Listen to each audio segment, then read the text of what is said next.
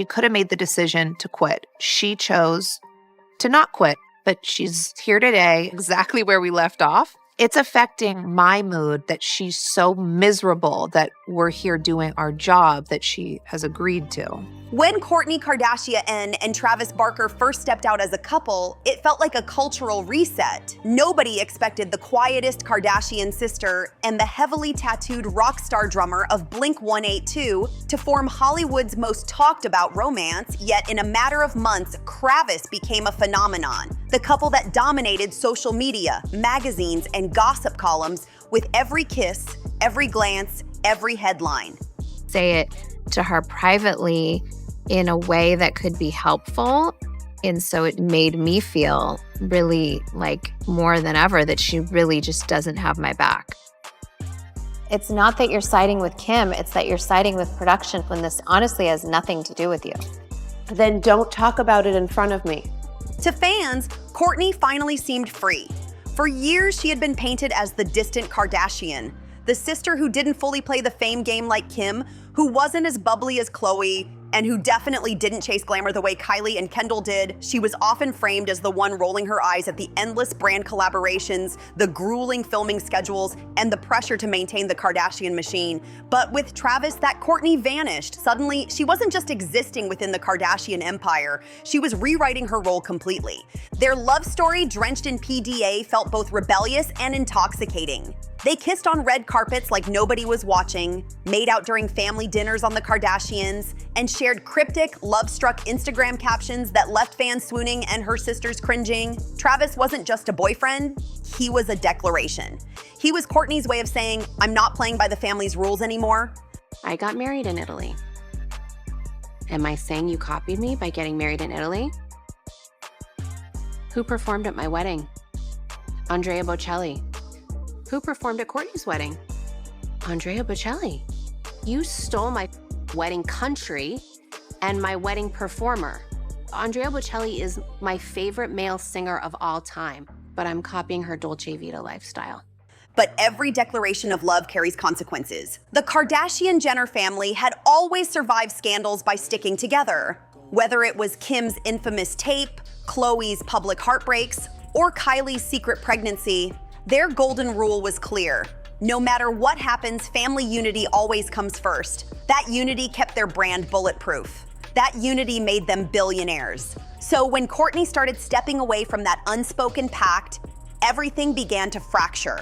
Suddenly, dinners turned sour, business conversations turned icy, and on-camera confessionals turned into battlegrounds. For Kim, the sister most invested in business and branding, Kourtney's new independence felt like betrayal. For Khloe, the family's peacekeeper, it felt like emotional exhaustion. For Kendall and Kylie, it was a game of distance, supporting their sister quietly but never too loudly to rock the empire. You have this everyone narrative thinks in your, it. Everyone who? Chloe Me. doesn't know what the. When have I had Kendall, any interaction with Kylie, you guys? I will f***ing never. And let's not forget Kris Jenner, the mastermind momager. For her, Kourtney's rebellion wasn't just personal, it was professional.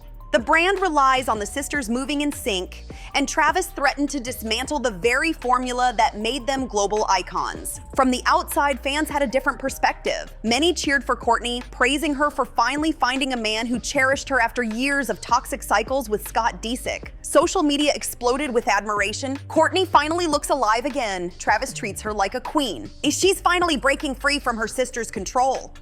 But not everyone was on her side. Some accused Travis of isolating her, pulling her away from her sisters, and feeding the cracks that had always existed but never shown so publicly. I really just want us to get over this weird stage that we're in right now. But I feel like nothing is working. There's never a right time to talk about it. She never wants resolution. Everything's combative. And I don't know what else to do. This isn't love. It's obsession, one viral tweet read. So here lies the core of the drama. Was Travis Barker the love of Kourtney's life, giving her wings to finally fly? Or was he the spark that ignited a family war decades in the making? One thing became clear. Their love story wasn't just a romance. It was a revolution inside the Kardashian household. And revolutions, as history shows, always leave casualties. Before Travis Barker stepped into the picture, Kourtney's relationship with her sisters was already complicated. On the surface, the Kardashians presented themselves as an unstoppable unit, glamorous, united, and larger than life. But longtime fans of Keeping Up with the Kardashians knew the truth. Cracks had always been there, simmering beneath the surface. From the earliest seasons of KUWTK, Kourtney and Kim were the most explosive duo. Kim was the ambitious workaholic, always chasing the next business venture or headline. Kourtney, by contrast, was often painted as the sister who valued her children and personal peace over boardroom meetings and photo shoots. It has to do with like, you guys don't like change within the family. Like if somebody just does things differently or doesn't accept things or sets boundaries or like whatever, I just think you guys don't like that. I don't think anything's different except for your attitude. Their arguments became iconic. One unforgettable fight had Kim shouting, "What do you even do with your life? I work every single day and you just sit at home." To which Kourtney fired back, "I am happy raising my children. You're obsessed with money and appearances?"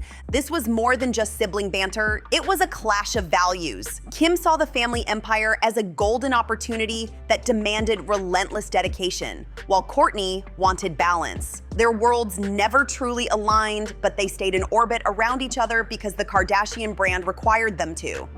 You two stop. Ever Guys, stop it! dig your nails in me. You guys, stop! Kourtney! Kourtney! Khloe often found herself in the role of peacemaker. With her sharp wit and sarcastic humor, she'd lighten the mood when fights escalated, but she also regularly defended Kourtney. "Kim, you're being way too harsh," she'd say, standing in the middle of the chaos. Yet even Khloe's patience wore thin. There were times when she accused Kourtney of living in a bubble and not pulling her weight in joint projects. That cut deep. Kourtney felt misunderstood, painted as lazy, while she believed she was simply choosing a different path. The younger Jenner sisters had their own worlds. Kendall, busy dominating international runways, disliked family drama and preferred to stay neutral. She once admitted on camera, "I just hate fights. I'd rather not get involved." Kylie, despite being the youngest, quickly became one of the richest in the family thanks to Kylie Cosmetics. She was often wrapped up in her own empire, but even she couldn't ignore the tension between Kim and Kourtney. In confessionals, she'd raise an eyebrow and sigh, "It's always the same fight, just different day." Also, not only shooting for our show today, but I'm also shooting Architectural Digest for my home. So I'm just being torn in a lot of different directions. And after being off for a month, like it just gives me anxiety knowing that I'm going to be having no real privacy. There's probably going to be 40 people in my house today. Before Travis, Kourtney often appeared like the outsider within her own family. Her rocky on and off relationship with Scott Disick added fuel to the fire. While her sisters expanded their businesses and relationships, Kourtney seemed stuck in cycles of frustration, often breaking down in tears on the show. One raw moment had her saying, "I don't want to do this show anymore. It doesn't feel healthy for me." Fans began to notice her loneliness. Social media buzzed with comments like, "Kourtney is the only one who doesn't seem to fit in with this family machine, and she looks so drained." No one knew it yet, but a seismic shift was coming. Travis Barker wasn't just going to be Kourtney's partner. He was about to become the spark that set off a whole new era of Kardashian family drama. When Travis Barker entered Kourtney Kardashian's life, the family dynamic shifted instantly. He wasn't just a boyfriend, he was a rock star with a presence too loud, literally and figuratively, to be ignored. Covered in tattoos with a wild past and an unmistakable energy, Travis was the complete opposite of the glossy, curated image the Kardashians usually surrounded themselves with. It's like, why are you involving yourself? Because I only do when right is right, wrong is But why? wrong. No, it's not. It's not. You don't know the whole story. You don't know all the details. So don't involve So yourself. talk about it privately then. If I'm not allowed to be involved, talk about it privately. And Kourtney, she was head over heels. At first, the romance looked innocent. Travis had been a longtime neighbor and friend of the Kardashians, often spotted at family dinners or church services. Fans barely raised an eyebrow when rumors began to swirl in 2020 about their closeness. But when the couple went public in early 2021, the PDA was overwhelming. Their Instagram feeds exploded with images of passionate kisses, hand-holding, and Travis's now iconic declarations of love like, Forever with You is a dream come true. It was a love story that seemed unstoppable. But within the Kardashian clan, things weren't so simple.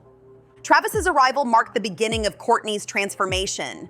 She went from being the quiet, sometimes withdrawn sister to the bold, unapologetically in-love woman plastered across tabloids. She started dressing edgier, showing more skin, leaning into Travis's punk rock world. Black leather outfits, chokers, and grunge aesthetics replaced her once minimalist, bohemian vibe. Why am I the only one getting sent the bill, and why isn't production chipping in if we're using it for the show? Fans celebrated this new version of Kourtney, dubbing her Kravis Courtstar, but her sisters weren't clapping. "She's changed so much," Kim muttered in one confessional. "It's like she's in this bubble with Travis, and the rest of us don't exist." The PDA wasn't just for Instagram. On the Kardashians, Kourtney and Travis were caught making out constantly, in the kitchen, at family gatherings, even during business meetings. Kris Jenner would roll her eyes, Kendall would shift uncomfortably, and Kim would flat out call it inappropriate. Khloe tried to laugh it off, but even she admitted, sometimes it's just a lot. Like, I love, but not this much love in my face. The message was clear. Kourtney and Travis's passion made everyone else uncomfortable. Before Travis, Kourtney often leaned on her sisters for advice and emotional support. After Travis, her loyalty shifted. He became her rock, her confidant, her everything. She no longer looked to Kim or Khloe to validate her choices. This independence threatened the delicate balance that kept the Kardashian empire afloat. The sisters were used to being each other's sounding boards, business partners who always consulted one another. Kourtney breaking away with Travis felt like betrayal. Viewers at home were quick to point it out. Twitter lit up with comments like, "Kourtney finally found someone who makes her happy, but her sisters can't stand That's something losing any of us would control." encourage, but you've become a different person, not in the best way in some areas. Travis is the best thing that ever happened to her, but you can tell Kim hates not being the center of attention. The narrative was shifting. What once was seen as a family united in fame was now fracturing into factions. Kravis versus the Kardashians. The war between Kim and Kourtney wasn't just their battle. It pulled the entire Kardashian-Jenner clan into the line of fire. Each sister was forced to take a position, even if she didn't want to. Khloe had always been Kourtney's closest ally, the one who defended her when Kim came in too strong. But in this new era, even Khloe struggled. In one confessional, Khloe sighed, "I feel like I'm stuck in the middle of two people who will never see eye to eye." It's just the communication in general is always like super negative and bad vibes. It's exhausting. She admitted she understood Kourtney's pain, but also sympathized with Kim's business drive. The constant back and forth wore her down. "I'm trying to keep this family together, but sometimes it feels impossible." For fans, Khloe became the tragic figure, always the peacemaker, never truly at peace. Kendall, as always, kept her distance. She hated family fights, and this one was messier than most. In one episode, Kendall rolled her eyes and muttered, "This is literally insane. We're supposed to be grown women, and this is what we're doing?" Her refusal to pick sides frustrated both Kourtney and Kim. To Kendall, modeling and her own career mattered more than being dragged into yet another screaming match. Fans nicknamed her Switzerland Kendall, neutral, detached, and maybe a little cold. Anyone getting sent the bill, and why isn't production chipping in if we're using it for the show? Why do you have to have an attitude? We can just talk with words. This is the times I get annoyed. Kylie, the billionaire baby sister, stayed quieter than usual. She wasn't often seen intervening, but her silence spoke volumes. When asked whose side she was on, she shrugged, "I just want everyone to be happy." Yet, insiders whispered that Kylie leaned closer to Kim. After all, Kylie Cosmetics often benefited from Kim's business moves, and aligning with Kim made sense financially. Still, Kylie made sure never to alienate Kourtney completely. Problem and she should leave. That's in your head too. You have No, this everyone narrative in thinks your it. Everyone who? Social media sleuths noticed she'd drop supportive comments under Kourtney's posts with Travis, like heart emojis and cutest couple tags, just enough to stay safe. The drama didn't just fracture the sisters' relationships, it reshaped the Kardashian brand. The once unbreakable image of unity was gone. And just like say a prayer of gratitude. Sometimes. Viewers began to wonder if the empire could survive when its foundation, sisterhood, was crumbling, and through it all, Travis remained the lightning rod. To some, he was the villain who stole Kourtney from her family. To others, he was the hero who finally gave her the love she deserved. I feel like I hate my hair. It's so I really blah. thought you were crying. I'm just so over glam. I honestly don't want to film.